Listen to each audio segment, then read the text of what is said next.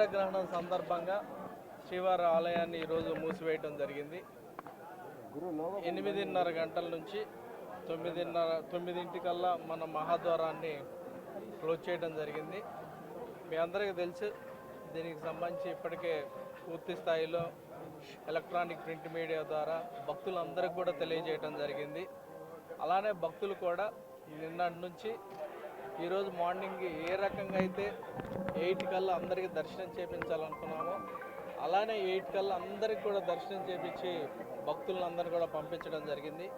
Queue లైన్లో కానీ అలానే కంపార్ట్మెంట్స్లో కానీ ఎక్కడా కూడా భక్తులు లేకుండా వాళ్ళకి ఆల్రెడీ దర్శనం చేసి పంపించడం జరిగింది.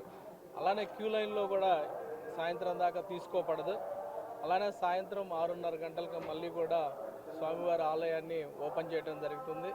శుద్ధి మిగతా కార్యక్రమాలు, రిలీజియస్ కార్యక్రమాలు పూర్తయిన తర్వాత దర్శనానికి ఓపెన్ చేయటం జరుగుతుందని ఈ సందర్భంగా తెలియజేస్తున్నాను. ఇందుకు సంబంధించి అన్నప్రసాదాలు ఎంటీవీఎస్ని కూడా క్లోజ్ చేయడం జరిగింది. అలానే లడ్డూ కౌంటర్స్ కూడా క్లోజ్ చేయడం జరిగింది.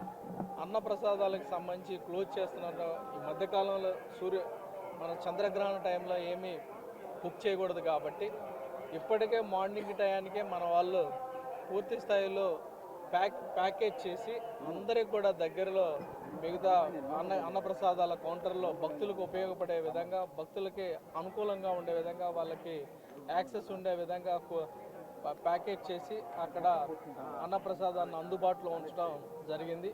అలానే మిగతావి కూడా అన్ని వల్ల సేవల రంగంలో సేవల విషయంలో ఎక్కడా కూడా ఇబ్బంది లేకుండా, అలానే కాటేజెస్లో కానీ పిఏసీస్లో కానీ ఇప్పటికే అన్నప్రసాదాలు అక్కడ పెట్టడం జరిగింది.